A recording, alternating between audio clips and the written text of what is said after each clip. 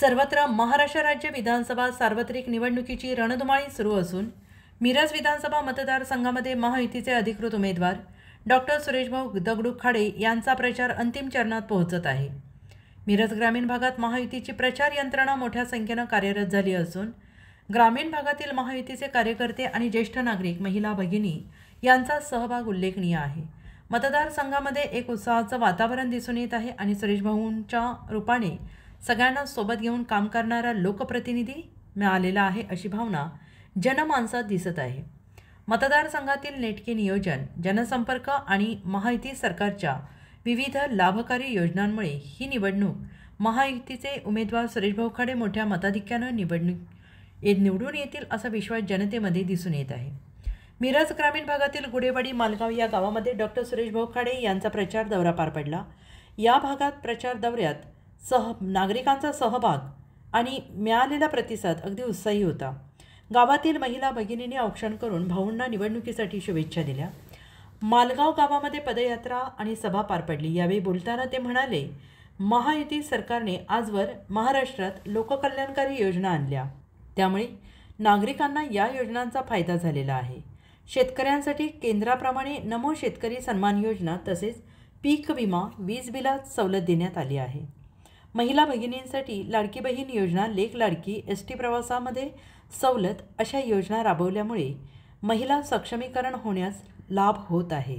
वृद्धापकाळ पेन्शनधारकांच्या पेन्शन रकमेत वाढ करण्यात आली आहे। बांधकाम कामगारांसाठी विविध योजना आणून त्याचा लाभ तळागाळातील बांधकाम कामगारांना मिळवून देण्यासाठी प्रयत्नशील राहिलो। मिरज विधानसभा मतदारसंघाचे प्रतिनिधित्व करताना लोकहितासाठी जे करता येईल त्यासाठी माझे सर्वतोपरी प्रयत्न मी केले आहेत।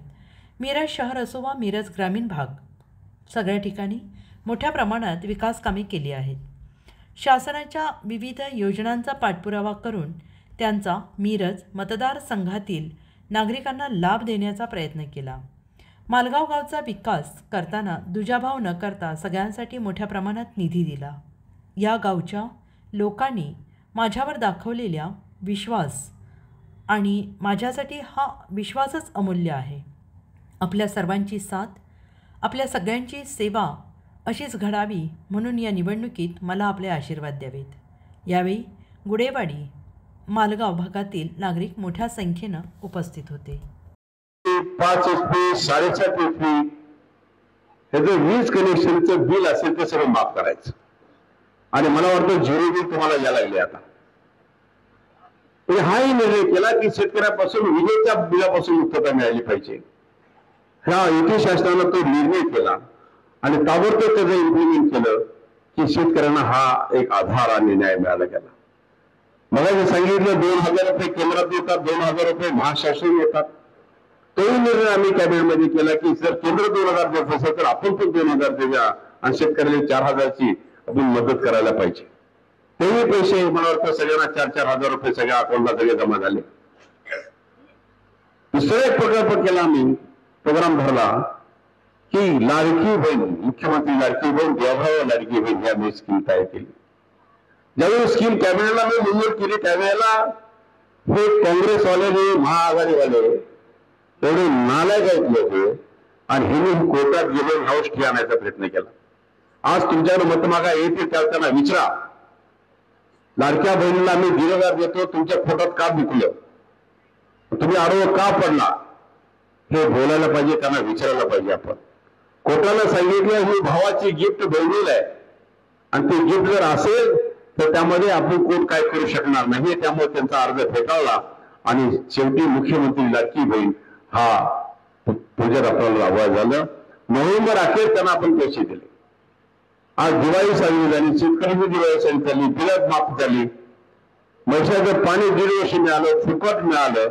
तर अशा गोष्टी करत असताना निश्चित महायुतीचं शासन आपल्या दारी हे आलेलं आहे आणि हे जर शासन आपल्या दारी येत असेल तर आपल्याला निश्चित विचार करायला लागेल की आपण करायचं काय।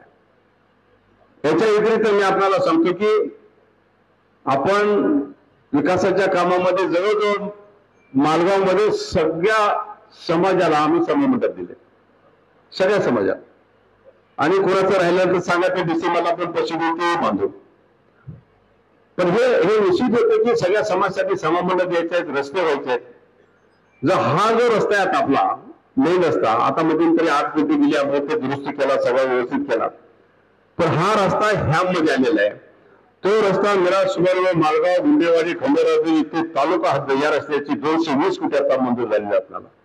तो ह्यामध्ये रस्ता म्हणजे कसला रस्ता, जो सलगर रस्ता झालाय, आपण सलगर रस्त्याने गेला असा, जो सलगर रस्ता झालाय त्या टाईपचा रस्ता, हा रस्ता कॉन्क्रिटीकरण रस्ता होतोय, डांबरीकरण नाहीये.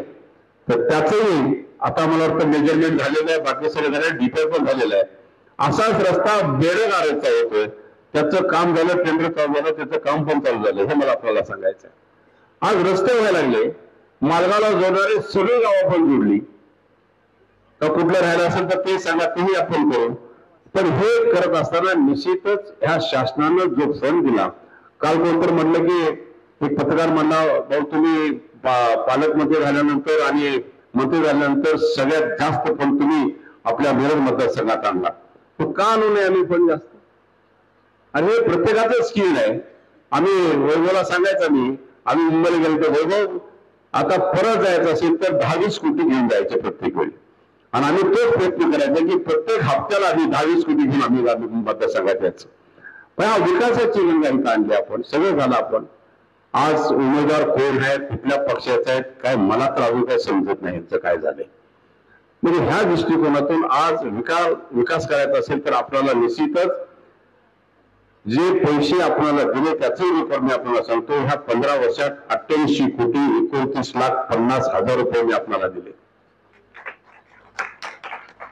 त्यातले ह्या 2 वर्षात मी कॅबिनेट मंत्री झाल्यानंतर, पालकमंत्री झाल्यानंतर, त्यातले 88 कोटी मधलेच ह्या 2-2.5 वर्षामध्ये मी तुम्हाला 46,22,00,000 रुपये दिले.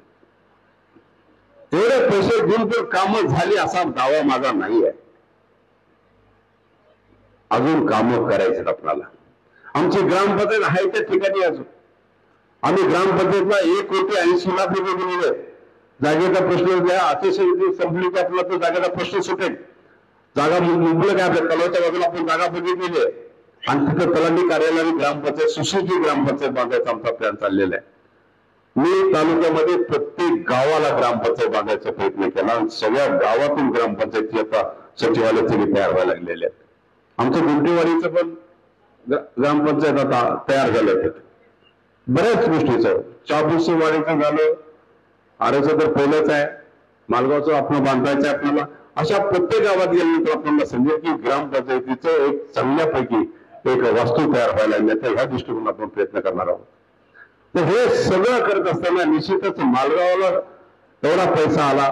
काय गाव मागं पुढे त्यांच्यामध्ये कॉम्पिटिशन लागले सरपंचामध्ये, तुझं गाव पुढे जाते का माझं गाव पुढे जाते, जास्त पैसे गावकडे कोण घेतो बघूया, हे कॉम्पिटिशन त्यांचं चालू झालेलं आहे. तर ह्या सगळ्या गोष्टीचा जर आपण विचार केला तर निश्चितच आपल्याला विकासाची गंगा आणायची आहे, उरलेली कामं पूर्ण करायची आहेत. त्यासाठी आपल्या आशीर्वादाची जरुरी आहे. 5 वर्षामध्ये बाबांना सांगितलं, निश्चितच मी प्रयत्न करेन बाबा की बाहेर बोर्ड लागला पाहिजे की माझं गाव मागणी निघतं गाव, या पद्धतीने आपण काम करायचं आहे. वेळ संपलेलं आहे. आज आठवले साहेब येणार होते. आठवले साहेबांचा प्रोग्राम 8:30 पर्यंत होता, पण अचानक त्यांचं विमान 7:30ला टेकअप करायचं झालं. त्यामुळे आठवले साहेब येऊ शकले नाहीये. त्यामुळे आठवले साहेबांचं माध्यमातून आज श्वेत आलेले आहेत, आपला पोपट आलेले आहेत, आमचा कांबळे आलेला आहे इथं. त्या दृष्टिकोनातून सगळे लोक इथे उपस्थित झालेले आहेत. आणि त्यामुळं आठवले साहेब मला सांगितलं की मी परत वेळ मिळाला की निश्चित वेळ त्यांची सभा होईल. त्या दृष्टिकोनातून 20 तारखेला आपण कमळासमोरचं बटन दाबायचं आहे, आणि निश्चितच मला मोठ्या बहुमताने निवडून द्यायचं आहे.